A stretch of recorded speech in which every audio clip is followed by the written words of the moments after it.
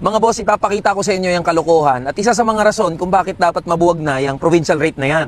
Alam niyo ba mga boss na dito sa Pilipinas, particular dito sa Mariveles, Bataan, ginagawa yung mga premium and luxury bags gaya ng Coach, Kate Spade at Michael Kors?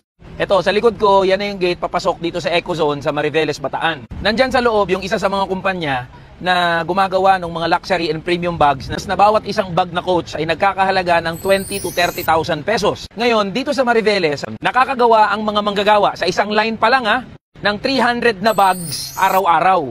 Merong 40 na production and assembly line, yung pabrika na gumagawa ng mga premium and luxury bag.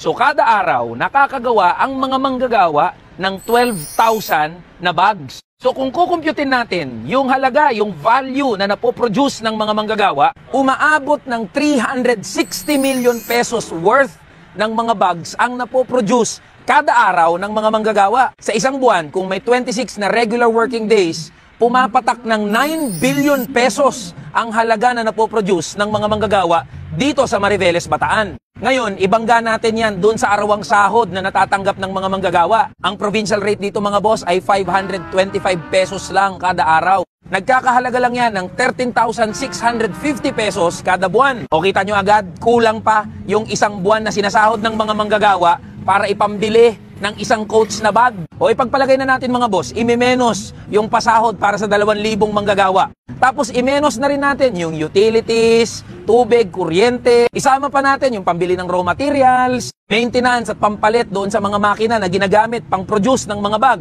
Sobra-sobra pa rin, bilyon-bilyon pa rin ang kinikita ng kumpanya kung ikukumpara doon sa sinasahod ng mga manggagawa.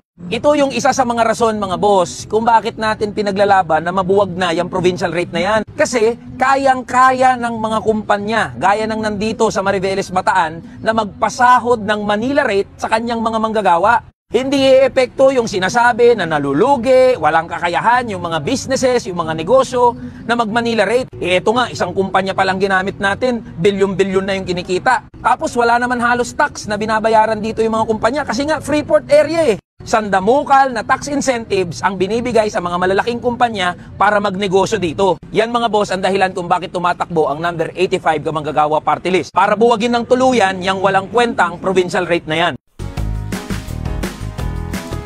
Manila Provincial Rate pagpantayin. Tara na, Kamanggagawa. No to provincial rate, yes to living wage. Kamanggagawa Party List, number 85 sa balota.